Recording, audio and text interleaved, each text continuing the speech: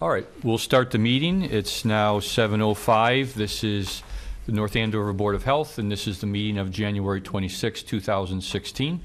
We are one of the inaugural, maybe not the inaugural, but one of the inaugural boards meeting in the school superintendent's meeting room. It's a very pleasant environment for folks in town who have not been here yet. So we're now called to order, and our first item of agenda is the Pledge of Allegiance. If we could all stand, please. I pledge allegiance to the flag of the United States of America and to the republic for which it stands, one nation, under God, indivisible, with liberty and justice for all.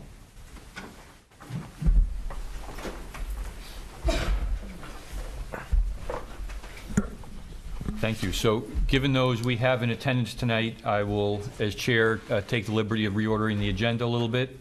So we're going to move to new business. Are you Phil? Yes. Okay. All right. So, per our order, I'm going to put off item A and we'll go to B, which is 62 Wintergreen. Phil Christensen is here representing owners of a property requesting a local upgrade approval. Good evening. Yes. The approval is for doing one test pit and one perk in the area of the new septic system. This is a repair system. The original one was done in 1985. The plan's been approved by your consultant, and the only thing left is for you to issue a variance for just doing that one test pit as opposed to two. Part of the reason is it's just the existing house and you're tearing up the yard, and the soils encountered during the test pit were just same as encountered 30 years ago, obviously. It's the same soil type running through the property, so we didn't see a need to do more than that.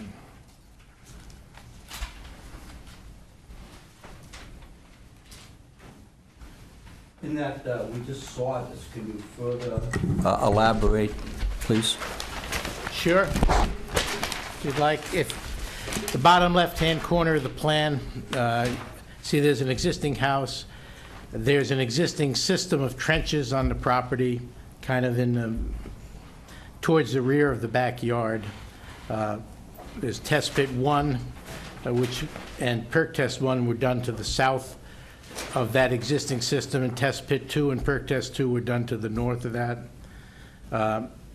There was also a small wetland we noticed, and that's at the back rear of the property, so we marked that when we did the original inspection of the site.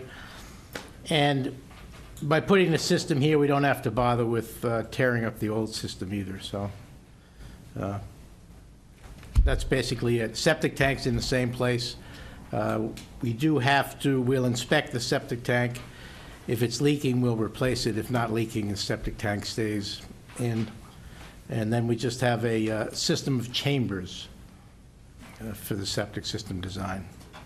What was the old one? It was 1985, I think.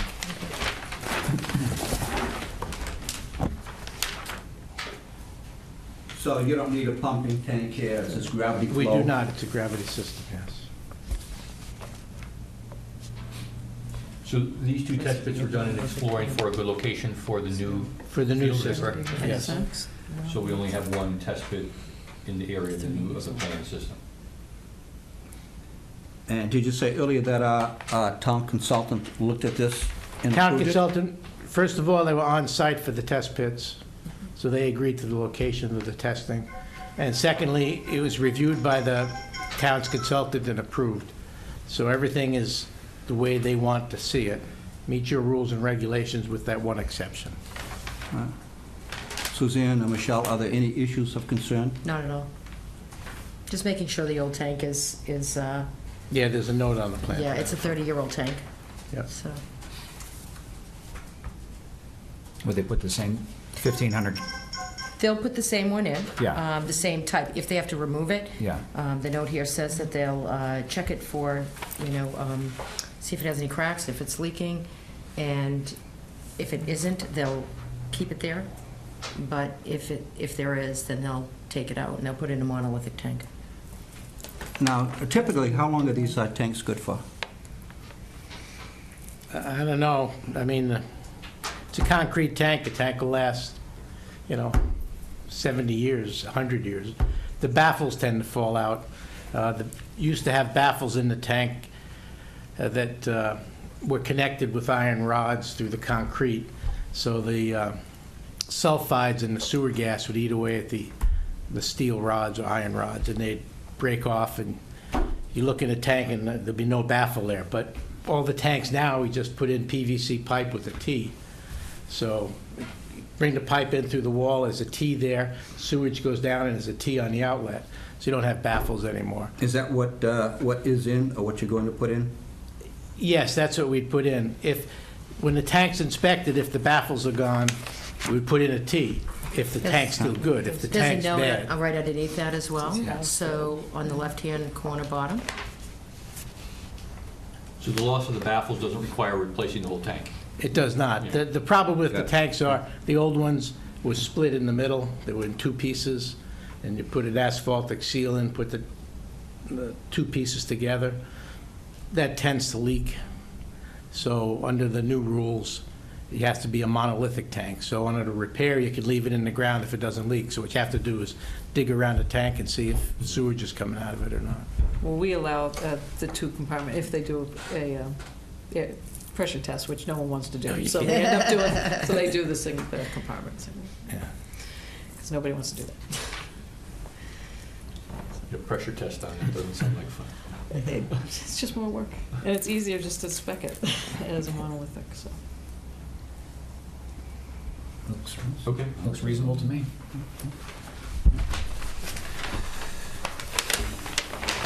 All right, so this is in the planning stages. This will start construction in a couple months, right? Yeah. Anybody want to make a motion? All right, so I'll make a motion for 62 Wintergreen. Phil Christensen, representing the owners, requesting a local upgrade approval for only one deep test within the septic system, 310 CMR 15.102. I second. Now, a question. We're showing on here, it says one deep test, but when you started, you said a deep test and a perk test. Now, our rules require two of each. Do we have to sort of approve both of those, or just, it's just No, the? just the one. It's Okay. 2 deeps and 1 perk Yes. required per. Okay, all right. Because at first you said you're asking for one of each, so, Oh, all right. Right. One is Day. required, yeah. Okay. sorry. New construction's 4 and 2, and repairs and 2 and 1. So. Okay. All right, any other discussion? All those in No. favor? Aye. Okay. Thank you very much. Thanks, Val. Thank you. Happy digging.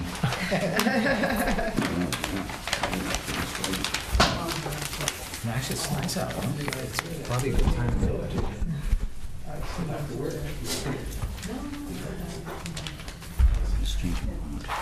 Yeah. Michelle, I'll give you that Oh, thank back. you. Got another one over there? I gave you both of them together there. Super. So the next is Kenneth Connolly of Commonwealth Waste making a request with regard to the placard fees for his trucks.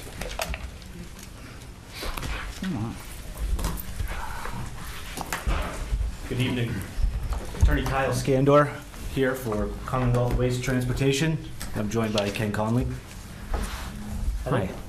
So what we're asking for is that the town waive the fee for the permits and placards that are required for waste transportation in North Andover. It's our belief that these permits are not required for the precise situation that my client here is dealing with. This request was made last year, and it was granted. And I'll give you some background on the situation. So, Commonwealth Waste Transportation operates a maintenance facility, or their main facility is in North Andover on Route 114. It's located at 1175 Turnpike Street.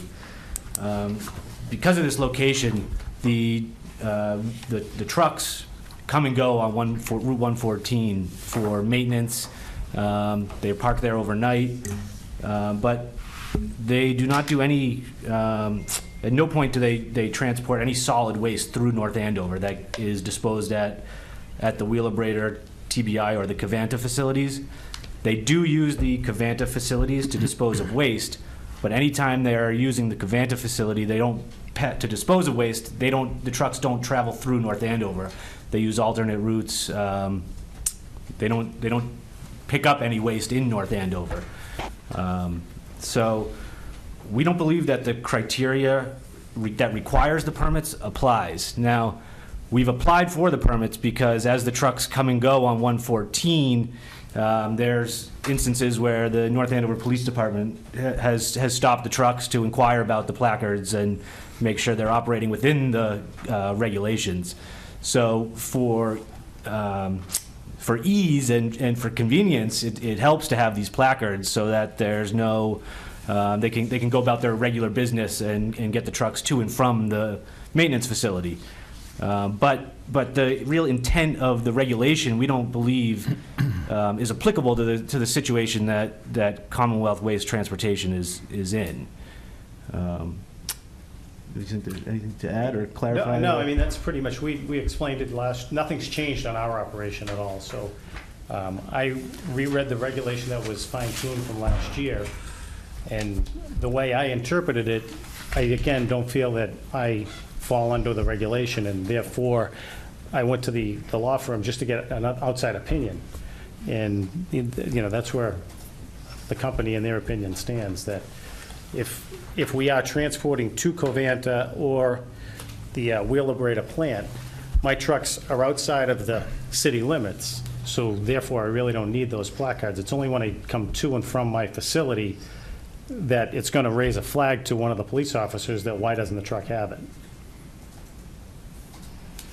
Just a question. I spoke to you early December, I think, and you said you store all of your trucks on the 114 base?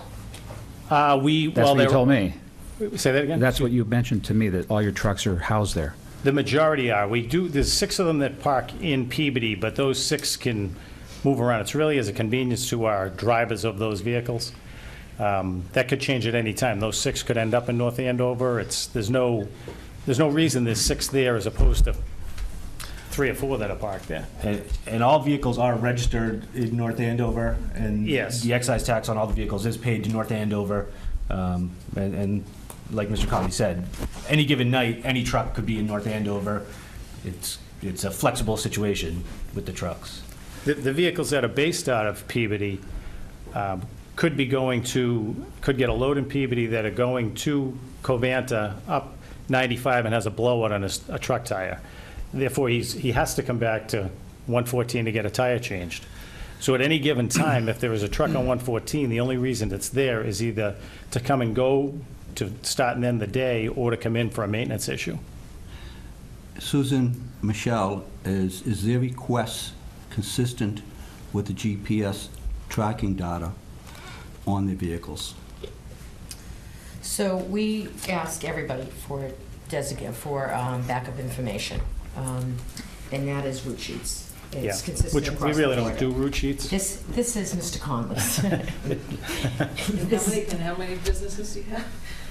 So he has 2 businesses. No, I'm just Oh, saying, you do out of this all for- of- Yeah. Yes, out of all of ours, we have an awful lot. businesses or something. So in some cases, that's correct. Your trucks do use the designated route, and they go down 114, take a left, and They're gone. sort of run the gamut. Yeah.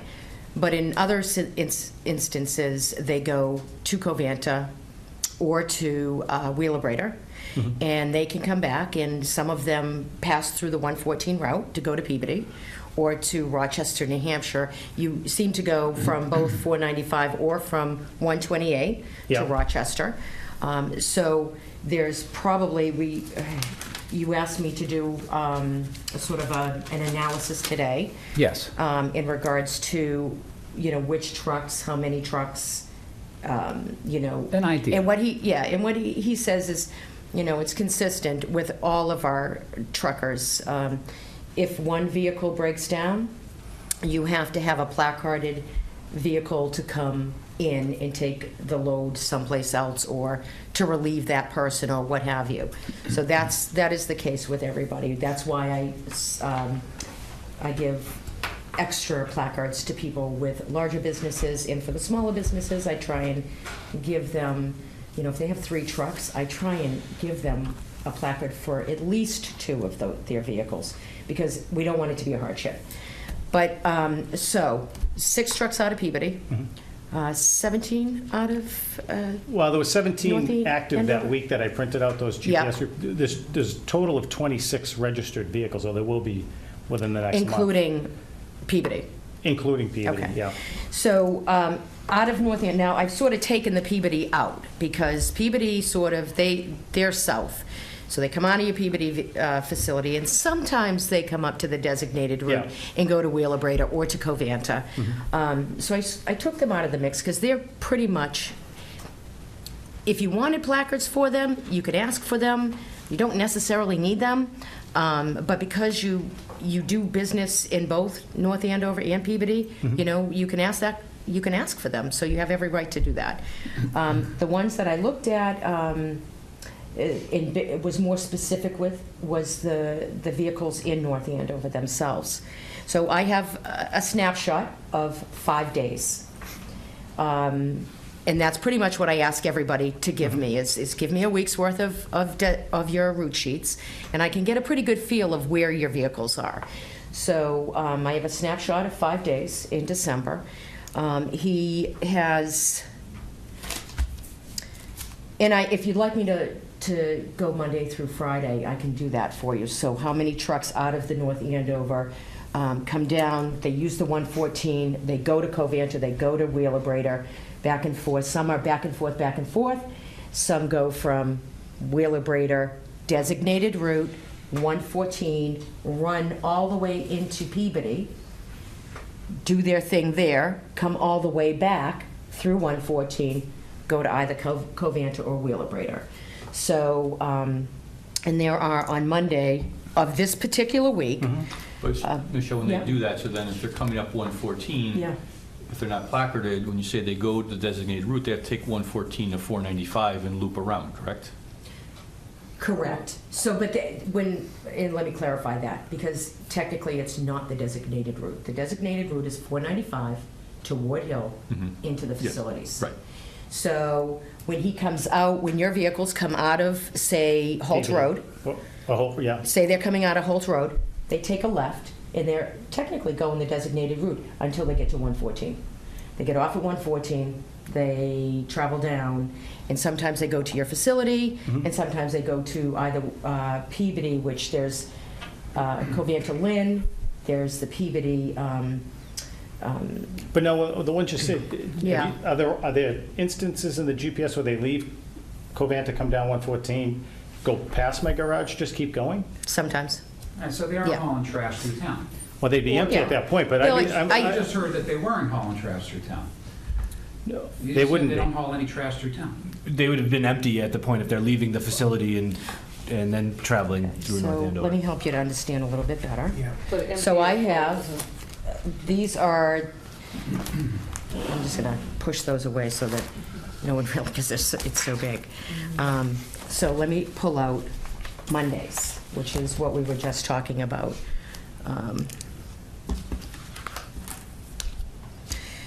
So this vehicle, truck number, or GPS, however you. Yeah, those are you- our truck numbers. Yeah, okay, Yeah. so 1676, comes out of your station, travels to, takes a left, goes down 114, gets on 495, and goes up to Covanta Haverhill.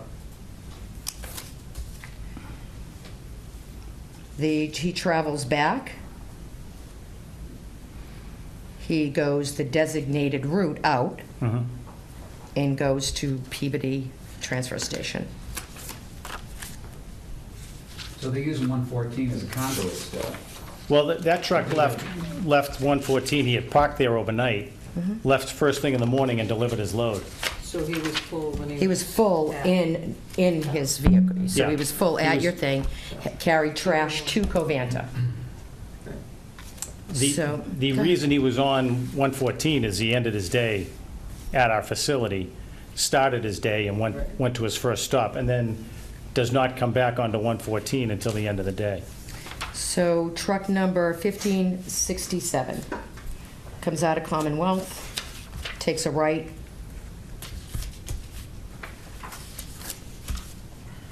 goes to Covanta Lynn, comes back, 114, goes to Covanta Haverhill. He didn't stop at the garage though, anyway? Not that I see. I don't think that would matter anyway. So he comes out, so he goes to Covanta, Haverhill. How did he get there to go to Covanta to Haverhill? Did he go? He went 93 Turnpike north to Street. 495 or? Turnpike Street, 114. Oh. So We just then, have testimony that they don't use it.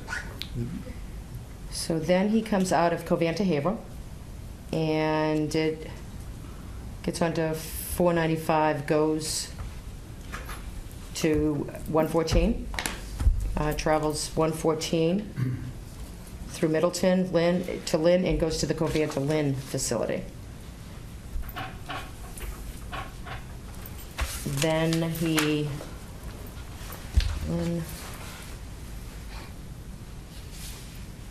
then he comes back to Covanta Haverhill, 114, goes to 495, goes to Covanta Haverhill. Then he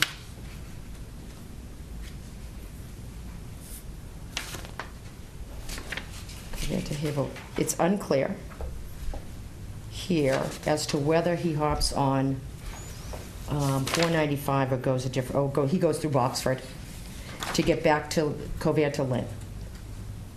Is that the 133? When you say 133 would No, be Boxford. No, it isn't Boxford, 97, but I it's, think. you're going through, he's not going back through North Andover at this No, point. they go through. Yeah, so this is, Bradford. I know what yeah, you mean. Yeah. so I mean, there's different Yeah. ways, but I'm just trying to give them an idea Yeah. of, you know, Because just they would trying need the to, permit to go down 133 near Butcher Boy. That'd be a different one. you need a placard. Yeah, Yes, you placard. need So, and you can have any kind of placard that you want, Yeah. as long as, I mean, if you had to be on 133, I don't care, you know, it doesn't matter to me, you know, how many placards you have. If you need the placards, Yeah, you need them. That's the bottom line.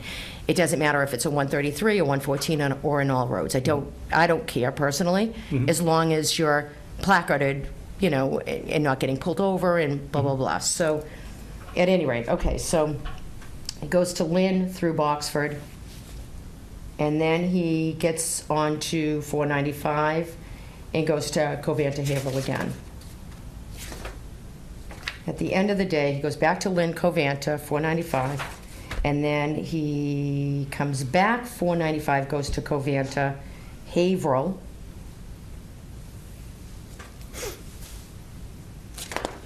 and then goes home.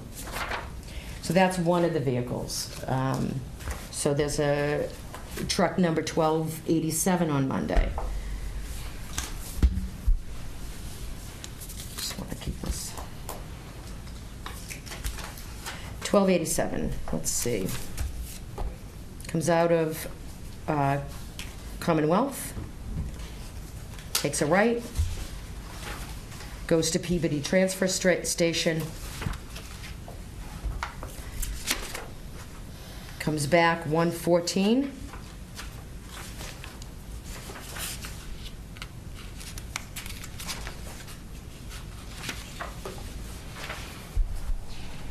and that, it's unclear as to whether he's stopping in at your location or not. Steve, who's 1287? It's actually trying to count, actually. Steve's my business partner. Hi, Steve. And that's that for that one. Yeah. So then, 1291. Let's see. And again, this is a snapshot Actually. of a 5-day period, that's all. Yeah, oh, yeah. The rest of the year, we don't know what happens. Yeah, I mean, I took Yeah, a random week when I, And that's all I'm asking Yeah. for. It gives me a really good idea of Where what they're I going need and to what look they're for. doing. You Yeah. know what I mean? So the same with the rest of them. I mean, I've got Tuesdays, I have 1, to 3, it looks like, out of Tuesday. Let's see, 1, 2, 3, out of Tuesday. I have another couple out of Wednesday. Thursday, I have 1, 2, 3, 4, 5 trucks that are running through But North Andover.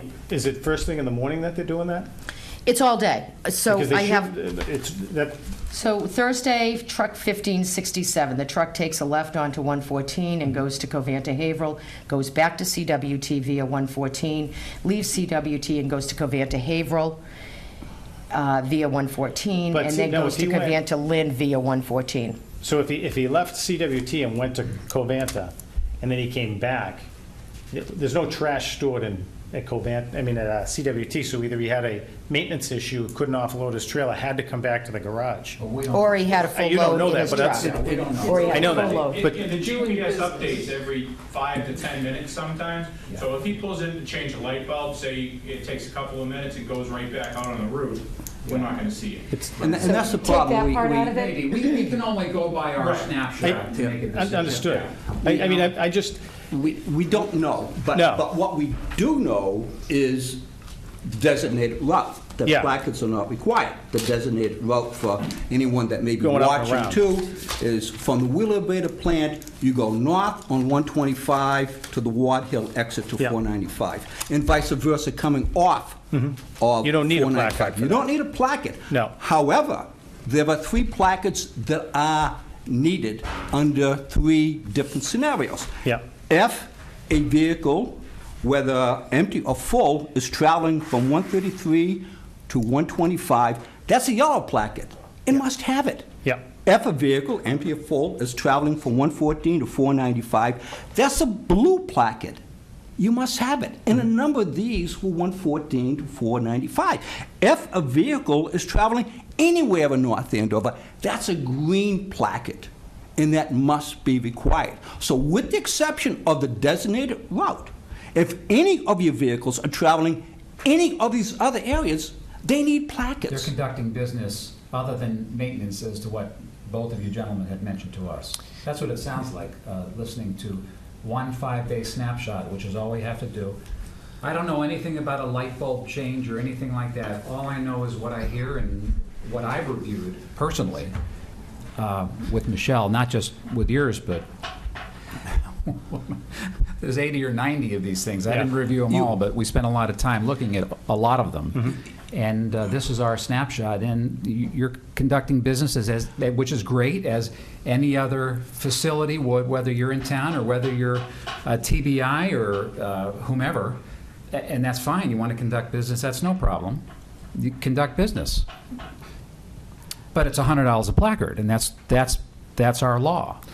And I know you don't want to pay, and I'm No, sorry about that. Then can I request every one of my registered vehicles be placarded for 114, because it's my main place of business. Even the ones in, Yeah, in- other but I'm gonna companies tell do you right that now, all you're the gonna see a lot more foot traffic coming up and down 114 if I'm paying for it. Because all those ones that are going around the dedesignated route now are gonna be on 114. Well, that's I mean, that's fine, I'm just, yeah, I mean, I've been trying to stay out of Yeah. town as much as possible, because personally, I don't wanna see the trucks, I'm a resident of the town. You may recall last year at this time when we were discussing this issue, there was a certain amount of Ambiguity in that. ambiguity. Yes. Thank you for the Yeah. word. And you probably recall that some of us were not enamored with this regulation anyway.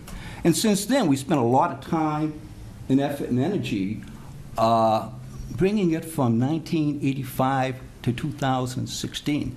It's pretty good right now. And the bottom line is, it doesn't matter whether we like it or not. It's the regulation. Yep. It has to be enforced. Maybe in the future there'll be changes, but now we have to enforce it. And so if your vehicles are not going on that designated route, they have to be placarded. And if they're not placarded, then what we really would be doing is opening up a Pandora's box, because TBI, north side carding, integrated paper, all their vehicles, correct me if I'm mistaken, have placards. predominantly, yes. Yeah. Yeah, They- and We can't open up that Pandora's box. It's We can't almost do it. unenforceable if you start, well, you're conducting business, so you need the placards anyway, and you know the cost of the placards. But I don't want to see you or anyone else get stopped, I'll be honest with you, because the fine is the first Oh, offense. I've had it. I don't know if you've looked at it. I think it's Years ago we did, I've been to Farber Trucking. was it $300? Okay. $300. This the first Yes, one? remember that. yeah. $300 a day, each day until your placard. Yeah. Next offense, it goes to $500, then $1,000. It doesn't pay to see a police officer. No, I agree. It's not worth it. It really isn't worth it. It's not, we're not, I thank goodness, I mean, you're in town. You have a great facility. I drove by there once. I wanted to take a look at it. The storage and the Watts water, and, you know, I've never really been down there. You have a beautiful facility there. Thank You you. really do. Yeah, we don't really. And I'm very glad you're here. Look at the voluminous data that she has over there on your personal business. You know, we don't want to interfere. We No, don't. it's- We just want to enforce the regulation. Well, again, I mean, if, I same for understand your anyone. point of view, I agree in some respects, I disagree on some of it, but it is what it is. I mean, if we can get annually, if I request every one of my registered vehicles be permitted and placarded, it's easier for me. I can't be switching placards around. If a truck's running out of Peabody and needs a maintenance issue and he doesn't have a placard, then I risk getting a ticket coming up 114 to get a tire changed. People request that, that's, You can request it however you want, but you laid out an alternative. You said kind of this or that. If you get all the trucks as 114, there'll be more foot traffic. But I kind of think you said before that all the North Andover trucks go back to North Andover nightly, more or less. Well, if anyway. you look at, I mean, in the GPS, there's quite a few vehicles out of Peabody, out of Lynn, wherever, that will go up through Ward Hill, I mean, up through Bradford and up through that route. It's a lot longer for us to go that way. 114 is a lot quicker shot going up here to 495. So, I mean, if I'm paying the permit, that's the route we'll take. I mean, which, you know, Fine. that's fine. You have that right. Yeah. definitely. And there's a lot of wiggly room in the regulations here. For example, if there's an emergency and so forth. Yeah, If you're off the main drag, you're off the main drag. yeah. If there's an emergency, you know, so we're not, it's not written to make things. No, I mean, I don't think Difficult. anybody's seen our trucks off of 114 in town. They don't go anywhere in town, and we don't want them in town. I mean, they're big trucks. They don't belong on residential roads. Yeah, no, it's definitely wise to just do the 114, Yep. because it's, goes straight to 495. Yep. You're not allowed to take, unless you had an all roads placket anyway, you're not allowed to take that right at Bertucci's. No, Says I don't want them the going by the regulation. schools and down through here anyway. Right, and that's part of the reason why this all began so many years ago, Yeah. is because there were so many complaints and rows of vehicles, and It's a safety the issue, noise, too. the odor, during school. I mean, so that's what brought this all on so many years ago. I mean, I live not far from 114. I mean, you'll have to make your own business decision. There may be times of the day when it'd be faster to go the longer route than 114 anyway. I mean, if Yeah. you grant there times of the day when 114 is Right. not very So fast. if you recall, several years ago, you asked me to do a survey on time and on miles. Yes. So, and I did that, and I took some of the bigger companies and did the stats, say at 3:30 in the afternoon, and how fast and how many miles. So say it was out of Peabody, how fast and how many miles it would take for them to cut through North Andover or do the highway and go around. And it was literally almost exactly the same amount of time. And there's a company out there that I had done, it's a larger company, and I had done this survey, and I don't know how he found out about it, but he asked the question, and he's the owner of the company, and he was actually thrilled because he realized that his staff was coming down 114 unnecessarily, and he was getting charged like an hour overtime for every one of those vehicles Yeah. because it was taking them longer I remember than that. if it would have to go all the way around. So it was an eye-opening experience for me and for our department because we couldn't believe that at certain times it was literally almost the same amount of time. But it was also eye-opening for some of the businesses and the owners, too. Because they realized that they could save money They did. if they did the highway. Absolutely. So, That was a few years good ago. information. I remember that. I didn't like that job. That was huge. Well, you were trying to look at the hardship and, Yeah, all we were, that, just and that's to what it was see- about. So when just we to were see going what into it the was like, reception, yeah. went into the recession, that's when you asked me to do it. Is there a hardship? Is there, for these companies, and are we making the right decisions? And it came back to be literally almost equal across the board. We evaluate this to help the companies. I mean, unfortunately, this is under our purview, but we really evaluate this. We want to make it as easy as possible for the companies that are doing business, whether they're in town or out of town, to conduct. And so Michelle did a study. I remember that study. That was a while ago, but it was time exhaustive for you. And so we do look at this situation. It's not fun. Yeah. I had to no. GPS and MapQuest every single route. Yeah. Now, in other awful, we have other things like people who transport grease or transport septage, and we have different types of rules, but one thing that's different, every truck is $135, every single truck. So we used to do that with the trash trucks until we put this implemented. So it used to be that, they would pay $100 per truck. So it'd be 550 trucks or 100 trucks or whatever. I mean, so we actually kind of reduced the money for some companies, from the larger companies, by doing it this way. We And also reduced, yeah. when we changed the regulation several years ago, we took out the Cobain. took out the registration part of it, which was another fee, because, we had talked and thought that the fees were sort of, it was a lot of money. And so we whittled down from one placard, a permit and a registration, to one placard and a permit.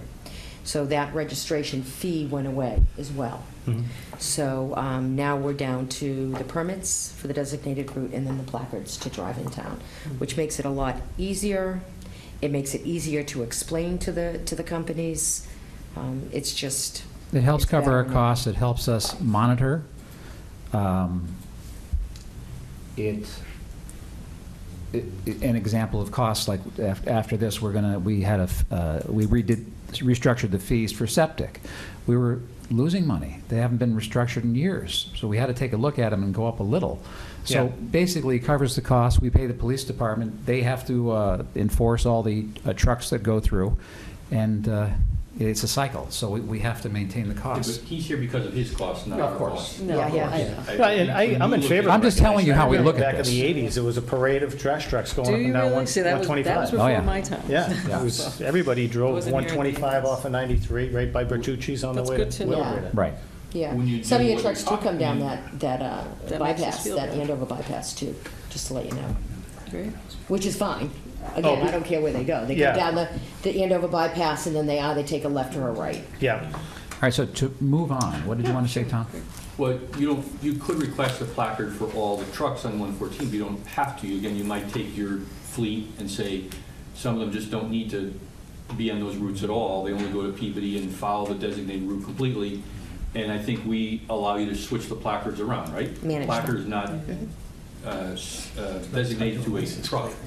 yeah, but for me, it's easier for the $100 per vehicle, because it's going to be an emergency situation if it's a truck in Peabody that Yeah. is not intending to come to North Andover. And that's something you've afforded to local companies, because Yeah. believe me, many of the companies would pay for 50 of them, but we ask them to manage and tell them we don't want their money, which is funny, but, so they do. They do It's not manage about their money. Yeah. trucks. So it really is something that you've said, okay, you're a local company, and so if you ask for them, she will say yes to that. Normally it would be, oh, you only need 5, but you are the local company, so that's same thing with Northside, whatever they ask for, she allows. There's definitely leniency to the in-town. They have to come in and out, and they're doing business here, and they're going from, station to station, basically. So it's a little different for them. I'm sorry to cut you off. No, not at all. I just, in the letter, I think, what did we put down? 17 placards? When you sent out the letter, was it 17? We ended up having two, we separated that PBD and the North Andover. So we approved all the North Andover ones, and we were going to wait to get an application for the PBD. There also was a little discrepancy on numbers, because we had only counted 23, I think, and you were asking for 26, and there just weren't 26 vehicles. So I didn't know if you just wanted a couple extra, or for some reason, or... Did The 27, Or what? a total of Yeah, 27. 26, 27. yeah.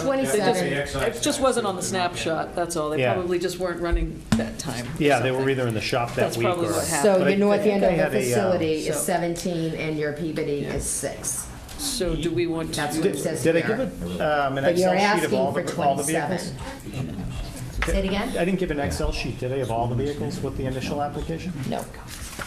Oh, this? Around 27, No. Michelle, there's 27 registered vehicles in North Andover. Not So- in North Right, you Andover, had but- 27, but when Right. she did all Yeah, the there wasn't numbers, there 27 weren't active that 27 week. going around. You have, if you know, if you have more than this, Yeah, they're not that's running, fine, yeah. it Yeah. doesn't matter.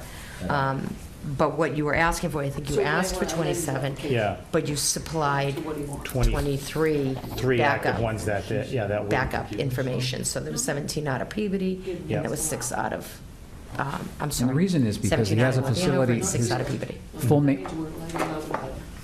I can give a don't- list of, registration numbers if you want to tie them out to We it. usually, you can do anything you Yeah. want with those placards, just- basically. Mr. Conley? Yeah. So we do ask for what their plate number is or their registration number is. That comes with the application. Yeah. So you just list them all on there, or you give it, a sheet, a secondary sheet that's, says, that gives us that information. So for this year... Mr. Conley? Yep. I don't have any problem increasing the placards to what you need, because this is a maintenance facility. They're going in and out, and this way they can go how they want to go to get to the Do their daily treatment business, plants. really, yeah. Do your business, conduct business. I have no problem increasing the Not a placards why. to Okay. whatever you need to cover you. Mhm. I mean, it's part of doing business on your end, plus you're in town, so you need it. The companies that more manage are the ones that are out of town. Some of them in town manage still, because they just don't want to buy the placards. But the ones that manage more are the ones that are more outside of town like that. But Yeah. The choice is I guess the question is the Peabody, does the balance want to be on that request? How do you want? Yeah, really, it'd be 27 placards in total, and I can give a list of the registration numbers, vehicle numbers, Yeah. and so forth. So, yep, that's fine, however you want to do it. Just on the application for the... The Peabody? The 2 different applications, Yeah, we'll just have to list one, whatever you want to have come out of Peabody on that one, and then whatever you want to have come out of North Andover on that application. okay. And I think the letter kind of separated them, so you might have to just add the ones So- that maybe are missing. Or This is what, when we went through the information. Oh, yeah, these are the ones that were... vehicles that I found in here. So it says here that you had the 27 that you were requested, but however, we have the backup for 23. Yeah, So that's where we won't give like extras, if you don't have If the it's not extra- registered. If you don't Yeah. have a vehicle for, if you have 5, you just want 5 extras to keep in the office? Yeah, no. Yeah, that's, but if you have the vehicles, we have no problem doing that, Okay. I can drop a list of registrations off tomorrow then. Sure, and if you would just, Break it out between the two. yeah, Yeah. and just put down on both applications what it is, Okay. which vehicles, the whole thing. Okay. All right? That's awesome, thank you. But he could make a request, up to...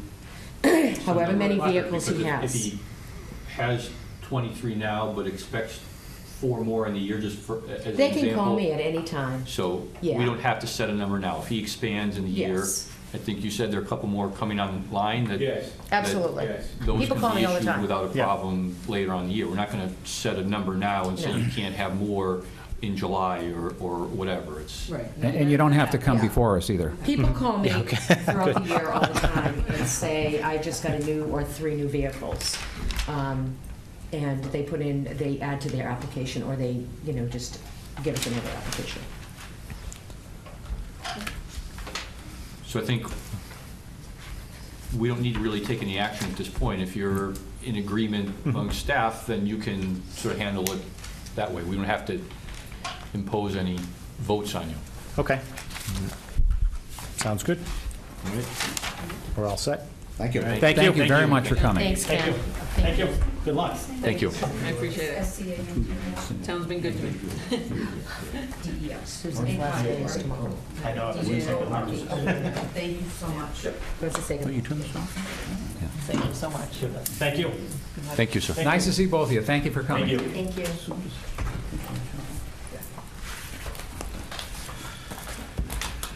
So moving along, now we have a full room. Yeah. In our agenda, we'll move to the Board of Health fee schedule. So we have before us, in our packet, a proposed, This is, there are basically some suggested changes, a couple new fees, and some updates in fees that match an analysis of time and labor. So Susan, I'll let you talk about that. That is exactly it, especially for the septic program. We go out to bid every 3 years, and often the bids come back in a way that challenges our current fee schedule. So looking at what we are now paying our consultant and putting, adding in some time for administration fee as well. Larry and Joe worked with me on this, and so we looked at the soil testing. If you see, we have two different classifications. Basically, new means new construction, and repairs will mean a full new system, but it's for a house that's already there. So if it's new, it means new construction, new house, and repairs is that. So what we used to charge, Mill River, current charges are there, and the fee schedule that we pay, so we are losing right now, around $200 a full system from beginning to end. So these are the way it changed. So we're asking to increase the recommended fees to what's in blue on the right, so that we will not lose in the transactions paying Mill River. Can I interrupt you, Susan? Yeah, absolutely. Would it just make sense to include in the fee schedule the definition as, rather than new, just say new construction, and then on repairs, do repair and replace, just so that it's clear? Sure. So that we Yeah, have this was that. a spreadsheet we just kind of made for ourselves, but in So the, when we the actually actual, publish it, yes, that's published we with can do those, that. Yep. New construction and repair and replace existing system. Yeah. And it Something may, to that effect. yeah. Separate it now. Sure. Just so that it doesn't, Yeah. so new construction, repair and replace on line 2. Yeah, this was more of, I forgot, it was kind of more for us to work with. Oh, okay. So, All yeah, right. this is not the actual fee So schedule, we're- it's so just a we're spreadsheet. more or less So just looking at we the will do numbers that. then. Right. Okay. Yeah, there are many other fees of tanning and food and body art and massage. Not massage, we just went through that. So That we're what- not looking at right now. So, sorry about the non-specification. One other question, so we're comparing this against what our existing fee schedule is and to what Mill River charges us. Correct. Shouldn't our fee include the full amount that Mill River charges?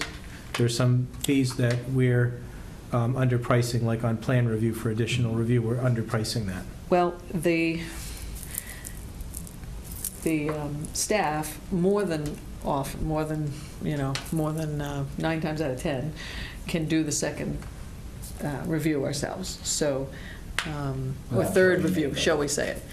At this point, recently, we've had to pay Mill River to do that. So we don't always lose, because many times we can do it ourselves. If it's a short list of items that just need to be checked. If it's extensive, it will be sent to Mill River. So the reason some things are a little bit less is they're things that we do that it's never going to be dollar for dollar, because sometimes we don't send it and sometimes we do send it. We could, of course, raise it to $112.50. That would be fine if you wanted to, but not every one will be sent to them at this point, unless the full program is turned over to a consultant. But I think that it's good to have in-house staff looking at some of this. I mean, we do have some staff that can certainly handle this certain part of the load. We hope it only goes through 2 reviews. Yeah, So we hope that's that the it goal. only. Yeah, the goal is We've not had a to couple have that- a review that have- extra. Well, one Yeah. last year, that was 5 reviews. Yeah, you met that person. So let me ask you a question here, the way this is written out, it says plan review, first review included, plan Yes. review, additional review. So when you say that first line item, does that mean initial and revision? So, And then plan review here, Right. additional review is a Yeah. third look? Is that- correct, yes. So my suggestion would be, I tend to agree with Frank, I don't like the idea of us even being in a situation of losing money in a contractor. Sure. But also, I would like to incentivize people, the plan designers, to think about not getting to a third. Well, the third one's pretty easy because it's only $100. So would you like to have Where administrative? Frank does, Yeah. to bump that up a little bit, they have to think a little bit more carefully Yeah. about their first 2 to not get, because you don't want, it takes, Absolutely. your time is not free, right? Yeah, And we absolutely not. give- Neither is But I don't River, think that so- we Yeah. should never be losing Yeah. money And we, on this stuff. And we do give a very thorough review. There is no reason that they can't come back with the second one. And to- be done. And be done. It's very thorough. It's not like we find additional things if they bring new information to the table by answering our questions. And then that was their issue for not being prepared the first time. What would you recommend? So would you I would recommend I would- 125 or? Yeah, 120 or 125. What do Okay, you think? which, So 120. 125? That would be fine. 25, yeah, 125 sounds Great. good. Is that for the additional review? Yes. Yeah, just that, okay. And so you might need a little explanation of how any of these other inspections are. I don't know if you have any questions on how it works. Basically, a new system starts to be installed, and they pay a fee that really only covers Mill River's cost, that does the middle inspection, which is the most critical inspection, not most critical. It's a critical inspection where we double check all the elevations. The inspection prior, and just to look at the bottom of bed to make sure the excavation's at the right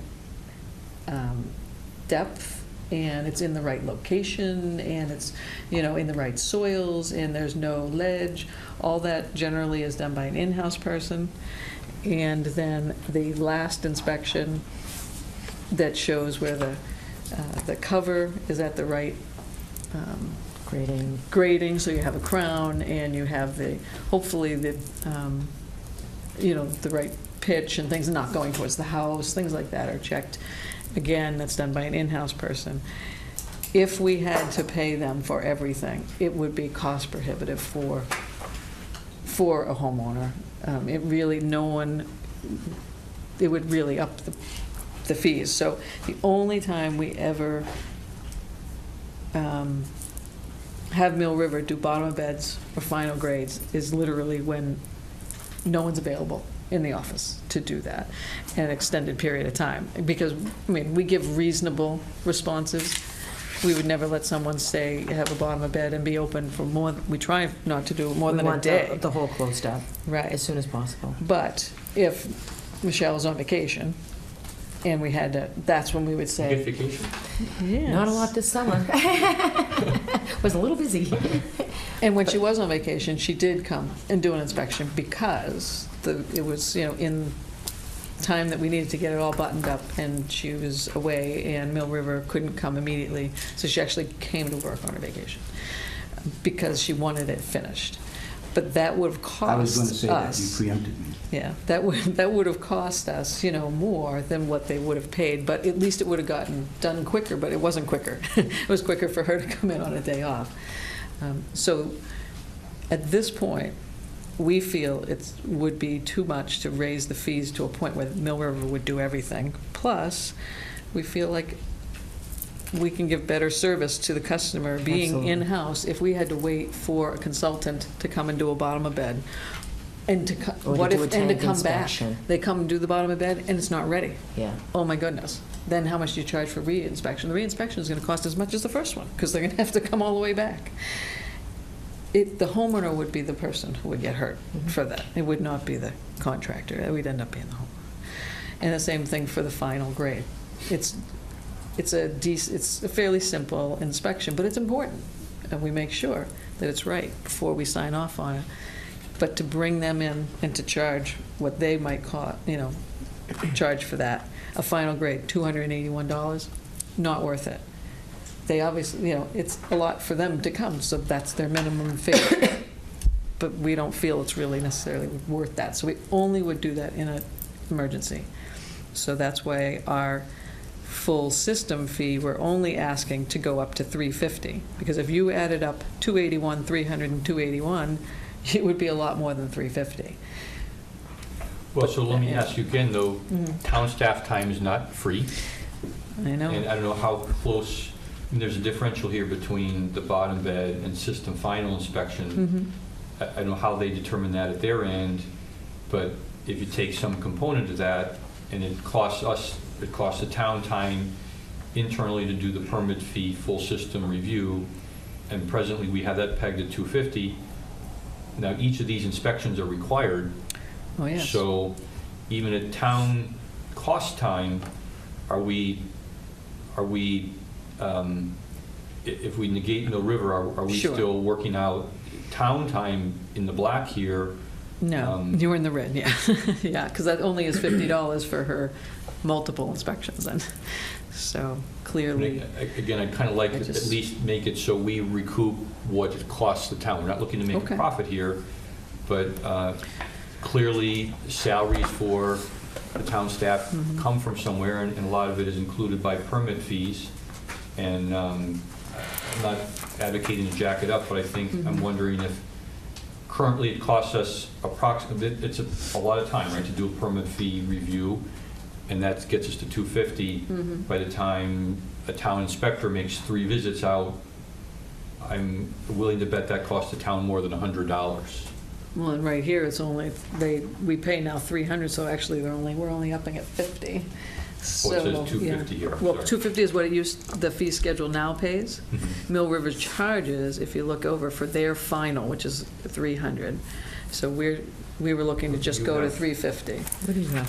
So, right, No, so. I'm looking at this line right here, full system, that's blank there. That's right, because they don't do a full system. Their full system would be 281 plus 300 plus Oh. 281.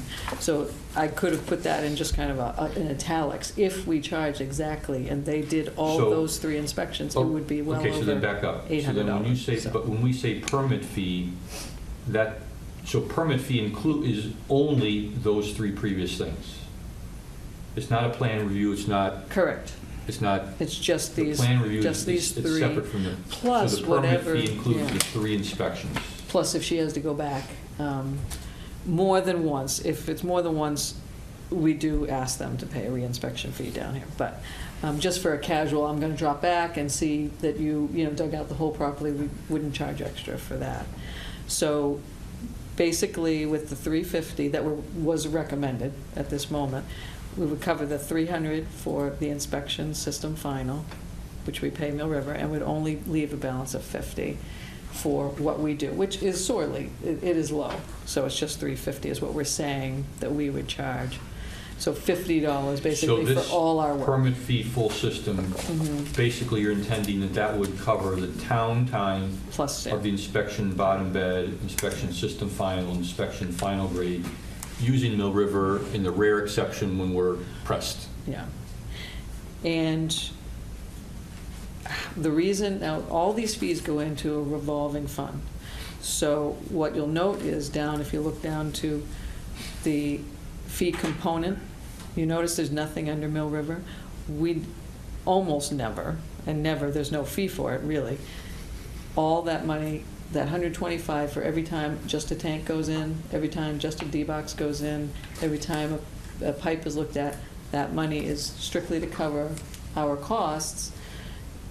So you have more going in and none going out on those. So we did say 20 components last year. So 20 times what our current fee is, $125, went in to kind of offset these other times when we're bringing in less during the fulls. So it's not a dollar for dollar, but it gives us a little bit of a cushion, because all the $175, none of that goes to Mill River. So anytime we have a component, that just goes in to help pay for the whole program. So the program in its whole has been overtaxed because we haven't been able to do all the work that we used to do in-house. So it used to be very close to what we would bring in to what we would go out. This past year, it was in excess of an extra $10,000 because of the changes that we had to do. So we're trying to, and that's not just because of these fees being missed, it was just the whole program. So we're trying to bring the fees back in line, and then hopefully, we won't run out of money. That's the whole thing, is we don't want to run out of money. Fees last updated? 10 years ago, I believe. 10 years ago. Yeah, 10 or I 11 can't years recall ago. when, maybe a But the- little one somewhere, Yeah. but I don't think we've ever done it. Yeah, no, it was when I first came. It was 12 years, we- 13 years ago. So it was, well, yeah, so I don't think we did it the first year, but, but basically, as long as we weren't, losing money, we weren't bringing it back every year. It probably should be good practice to bring all the fees back on an annual basis, and you may find my successor might want to do that. There are a lot of things that, you can add to an annual look back. We look at them and say, okay, we're not losing money, so we're not going to, recommend any changes. Now we've recommended these changes. But there are other things that we have fee schedules for that really haven't warranted any increases, so we haven't brought them back yet.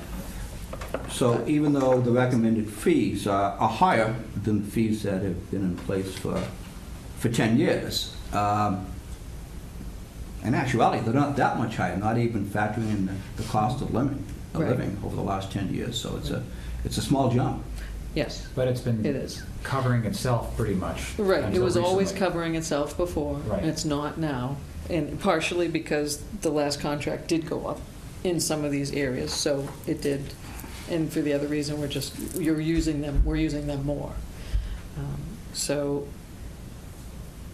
we've tried to structure it so that hopefully that it will be back to a more equilibrium, But it's all relative to what happens this year. How many septic systems come in, how many tanks go in, how many much D-boxes, construction goes on. and so that one kind of has to be looked at, that revolving fund, and making sure that, it doesn't go into the red.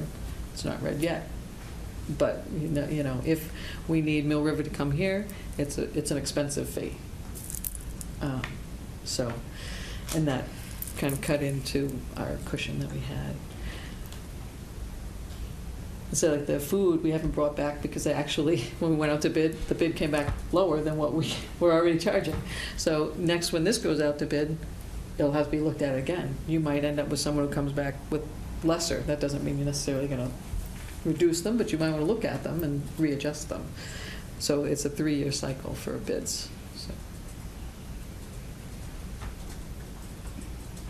Well, I understand my question from earlier before, so I think I asked about the full system permit fee. $350 then sounds like a good number. So we're going to go up in the plan review then to 1 1/4. The second review. The second review. That'll be Okay. Yeah.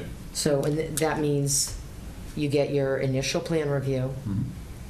they re-review it, and then that sort of third time out is when you get charged. Mhm. Okay. And using your same thought process on deterrence, we were looking at the reinspection fees for septic. I think they were taking us for granted, taking Michelle for granted, that, she'll just be back by, she can do it again. This is a very long town, and she goes out to go to, Yeah, especially as you know. from where you guys live now. And especially to where you went many times, Middleton.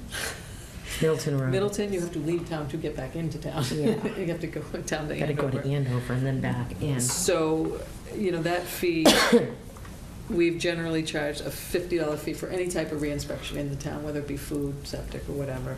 We just recommended going 75. Some communities have 100. There's no,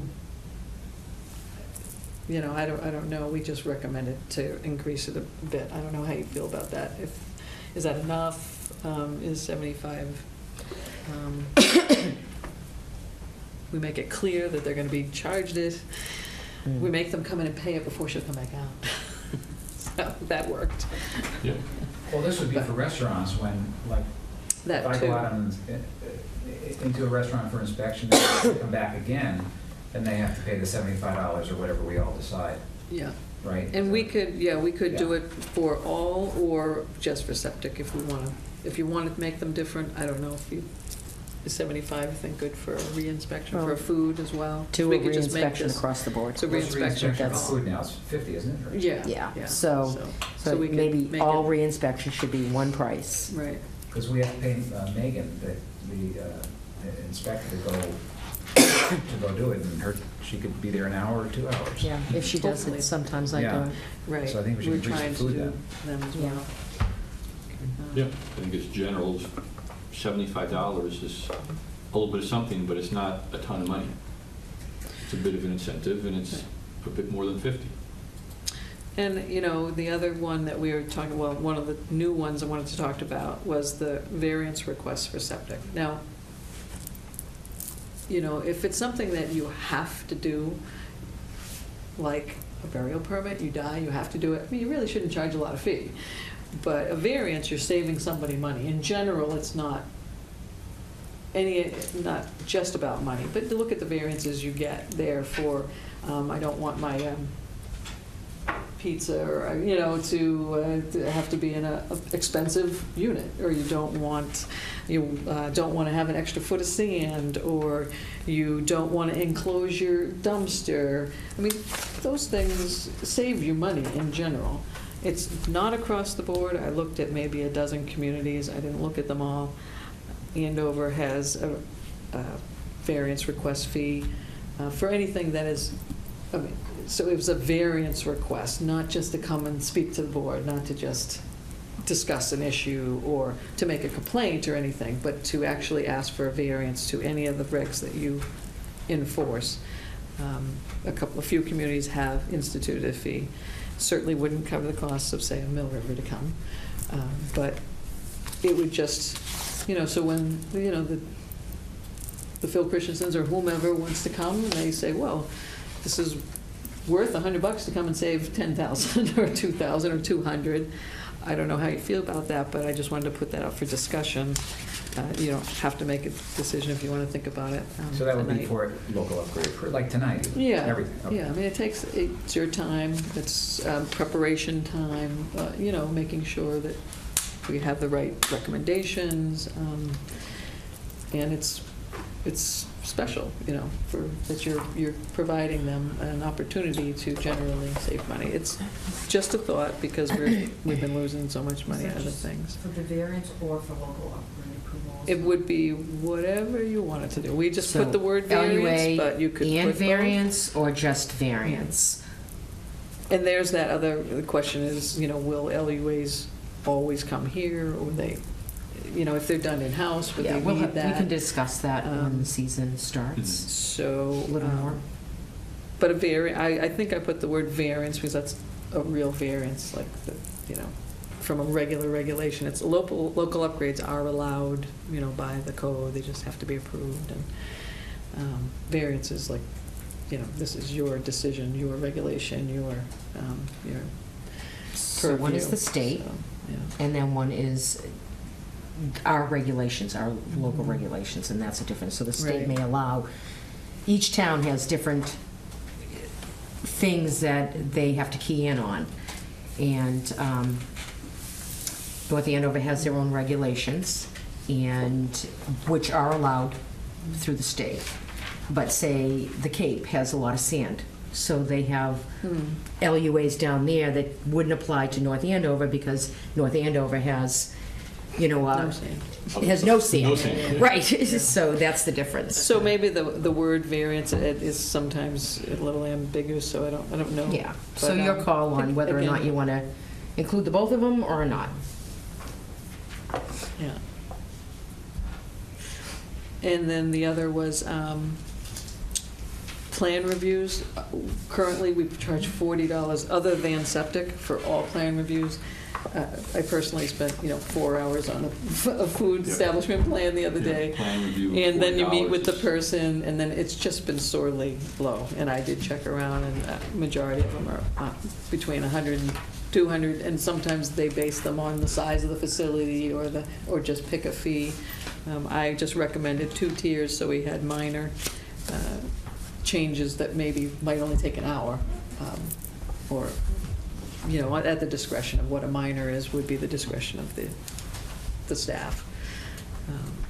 So I suggested a new fee of a minor, and then a plan review full. We recommended $150 just by looking at what other communities were charging and trying to be reasonable for our time.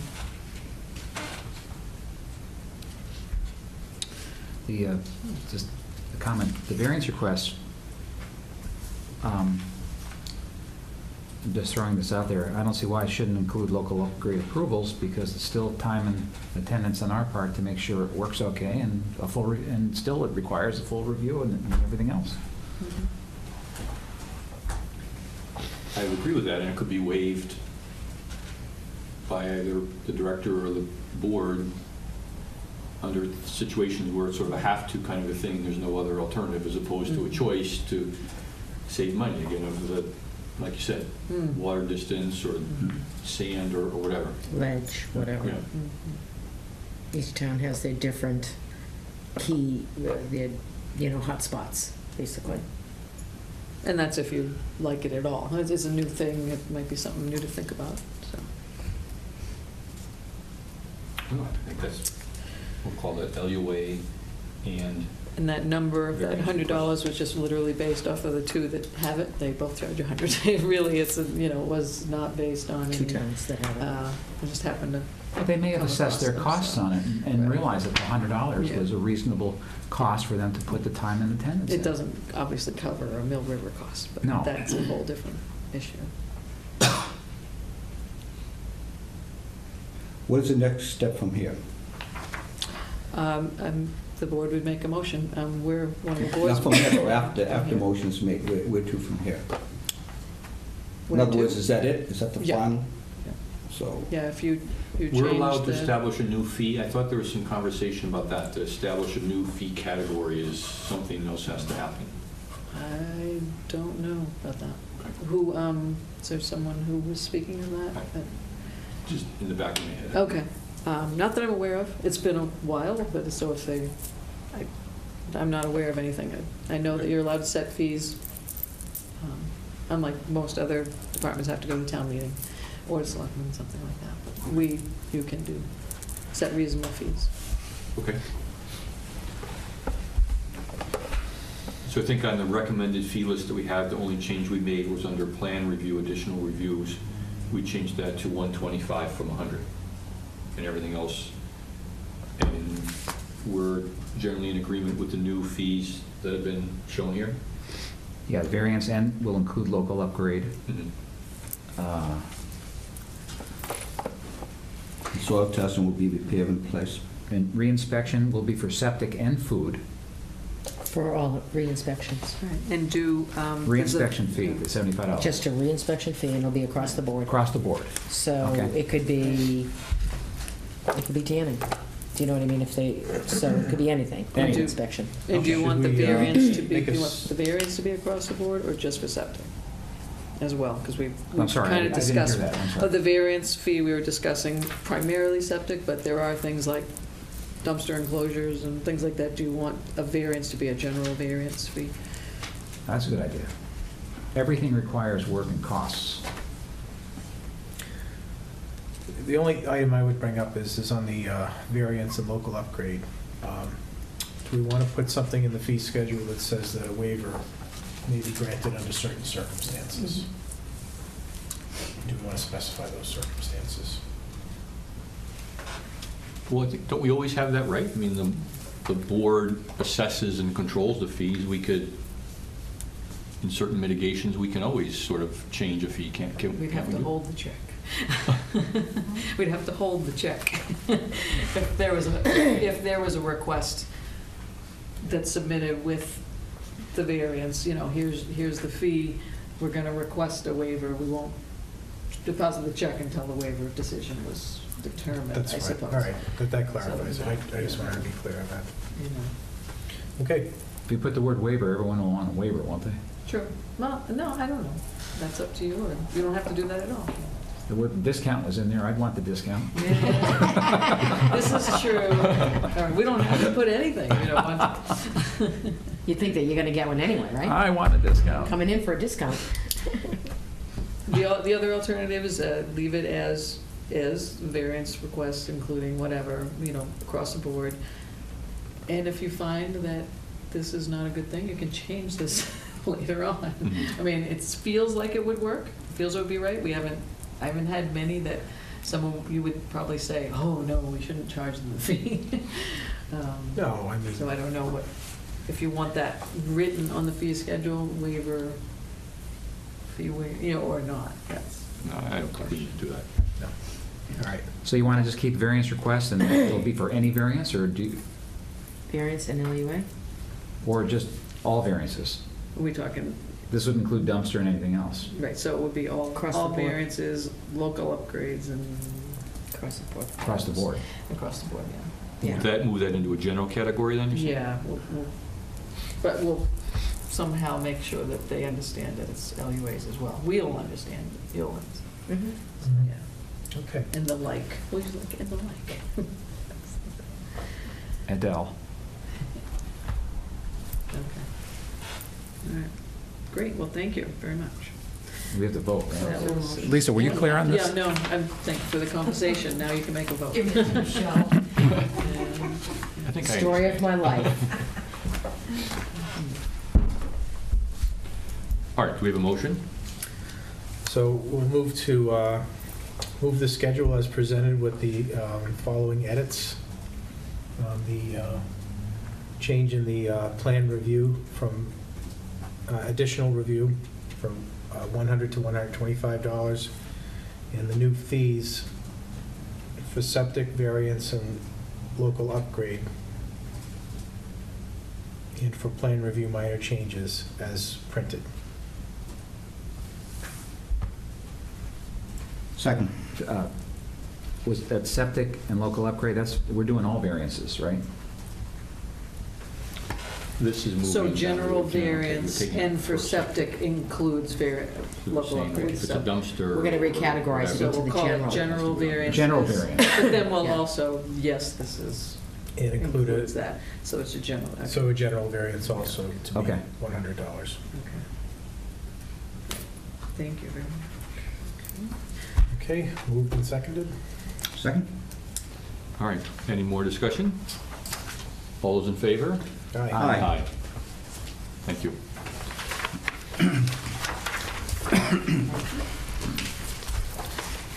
Our last item of new business is the designation by the Board of Health of Joyce Bradshaw, Patricia Sifferlin, Angela Chiafolo, and Suzanne Palick from the Town of North Andover Clerk's Office as burial agents for the Mass Death Registration System to allow them to continue the issuance of burial permits at the Town Clerk's Office, located at 1600 Osgood Street for the time being. Yeah. When we did this a year ago, there was some more formal paperwork, but now we're just continuing this on, correct? 'Cause She has we had some change of personnel in that office, so that's why Lisa noticed that we should update that, so we. But is this an annual registration? Joyce didn't tell us it had to be annual, but we decided since Okay. there was a change of personnel that we should All right. redo that. Okay. And if this whole registration is brand new to them this last year when it went in, although they've been doing our burial permits, but this online registration now is new. But it's good to redesignate them as every year, and they do a great service for us, and we really appreciate that work for us. It's to understand that system and everything is just well appreciated. All right, I move the designations as presented by Dr. Trowbridge. Second. All those in favor? Aye. Okay. So you have something we have to sign, Lisa? Sue has to sign it. Okay. Then we don't really have any old business at this point. Let's do the minutes. Larry, clerk, do you have the meeting minutes from November 19, 2015? I do. That's been circulated, and appropriate edits have been sent back to Lisa, and you have that contained in your document there. I would entertain a motion to accept those minutes unless there are other edits. Okay, no, I read it over, it looks good. Make a motion to accept the meeting minutes for the North Andover Board of Health, Thursday, November 19th, 2015, 7 p.m. Second. All those in favor? Aye. Aye. All right, then we'll move down to communications. So since there's been no snow and not much cold, we'll talk about mosquito season. I think by mass general law, we're required to allow individual sites or properties in North Andover to request an opt-out for any and all pesticide or other, I think it's broader than just pesticide, it's basically any mosquito control activity. So that would include both, it allows for either adulticiding or larviciding. So for the public, adulticiding, and generally speaking, is a spray type application, which is usually done later in the season, and larviciding pertains to groundwater control by biologic, mechanical, and occasionally chemical means. So the short story is that there's a property exclusion, which again, general law requires a property owner to submit by March 1 of this year. It's an exclusion that covers the entire year of any and all activities in the given category. So it has to be submitted, I believe, in a certified letter, yes, to the town clerk in the town of North Andover. And then again, the exclusion runs from April 1st to March 31st. That form is available on the website under the Health Department section. And it does need to be signed and submitted, certified letter to town clerk by March 1st. And we'll have the district come to us and talk a little bit about this year's activity request either in February or March based on their availability. Joe, I think you wanted to make mention of something under or we'll say communications here. Yes. Water quality in North Andover, it's very good, and there's been a lot of reports regarding water quality in general in the nation and in Flint, Michigan in particular. So I just want a few minutes to talk about it. First of all, they're talking about lead in water. The federal limit of lead is 15 parts per billion. In North Andover, the last annual report that I read, 2 parts per billion. Truly an updated modern system that we have a combination of ozonation, coagulation, flocculation, sedimentation, chemical treatment. It's very good. And by the way, you know, my background is I'm a chemical engineer, and I've been in the field of water and wastewater treatment and other fields for many, many years. This is what happened in Flint, Michigan. It's absolutely amazing because I've read quite a bit about it, and I'm very skeptic as far as the accuracy of the information that is presented. Going back to April of 2014, the water from Flint, Michigan, the source was changed from the Detroit area to the Flint River. And the reason being is that Detroit, which is a bankrupt city, continued to increase the cost of water to the suburbs, although Flint is like 69 miles away. They were to tie into the new Canandaigua Water Authority, which is also water from Lake Ontario. But that wasn't in place at that time. And for 19 months, the city of Flint took their water from the Flint River, which runs right through the city. Flint, incidentally, and I've been there many times, is an impoverished city. It's about 100,000 people. In 1960, it was 200,000. 40% of the people live below the poverty level. The average income is about $25,000. It's a disaster.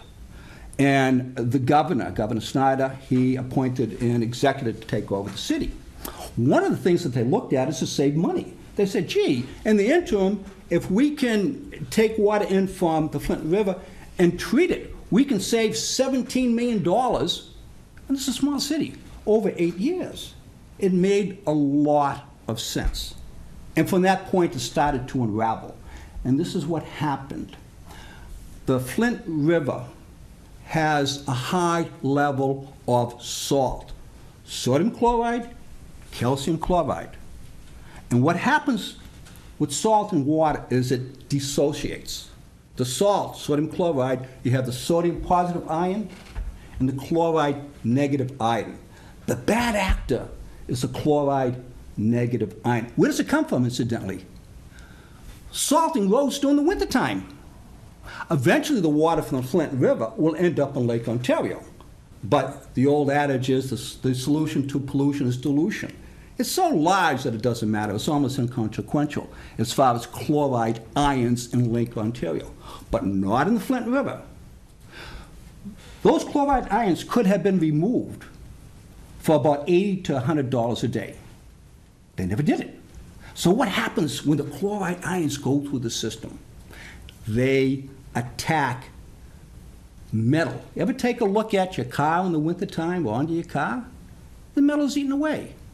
And if you take a look at piping, say metal piping or copper piping, the solder is a combination of lead and tin. That's solder. And so the chloride ion attacks the lead in the solder. And when people start to drink the water, it has a high level of lead. How high is the level of lead, or has it been in Flint, Michigan? The first 6 months of 2015, 69 samples were taken. They're probably composite samples. 60 were below 15 parts per billion. 9 were above. And you may say, well, that's not much. It's a lot. It's an awful lot, particularly for kids that are under 6 years old. Low IQ, cancer, all kinds of horrible, horrible problems. So fortunately in North Andover, we don't have to deal with this. It's been a political nightmare. It's why I'm unaffiliated as far as the political party. The Republicans are blaming the Democrats are blaming the Republicans. Bernie Sanders says that Governor Snyder, who is Republican, should resign. They don't know the facts. These are the facts. And how serious is this problem? I really don't know. But it's very, very serious. And it's going to affect a lot of little kids in a bad way. And it's a national tragedy. It should never happen. And it did happen. Fortunately, in North Andover, we have a really good water treatment system, and the lead level is very, very low. And that's a quick review. So the problem, again, is chloride ion and lead. That's what the problem is. Now, for those of you that read about it, they're going to say all kinds of other things, too. But I did a lot of research, and I wasn't thinking of even saying anything tonight, but I said, I think I should, because this is a health and safety issue that doesn't affect us, but we should know a little bit about. And that's the background. Excellent information. Excellent. Thanks, Joe. Thank you. Yeah, thank you. Good summary explanation. It's excellent. Really? I think I understand. So, Joe, just a quick question. So even though the water's been changed back to the Detroit water system now, there's still risk, because now, is it that now that the pipes have been attacked, they're corroded at the internal surface and there's still lead being released, or is... I think the worst is over. The amount of chloride ions in the Detroit influence system is like 1/7 of what it is in Flint, Michigan. But you may be onto something.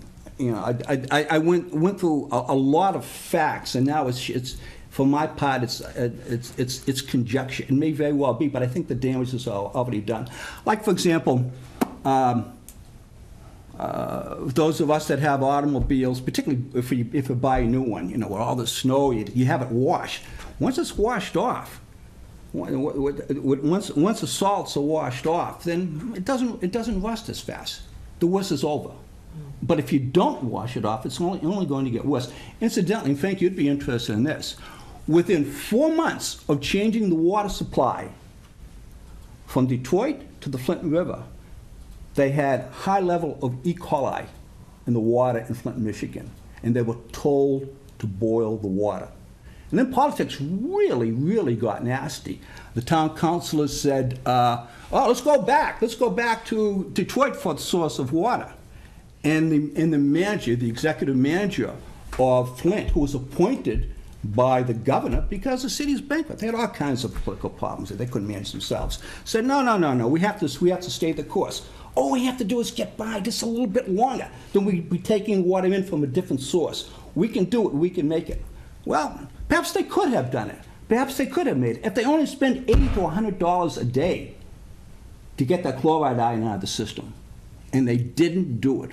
And because of that, a lot of kids are going to have some very low IQs for their life because of stupidity. Stupidity on the parts of the Republicans, the Democrats, and other people involved with all of this. It aggravates me so much. $80 to $100 could have prevented all of this for a day. And over 18 months, that's like $30,000, $40,000. 19 months. Didn't do it. So easy to get it out. Reverse osmosis, phosphates, even activated carbon. You can get the chloride ion out if you want.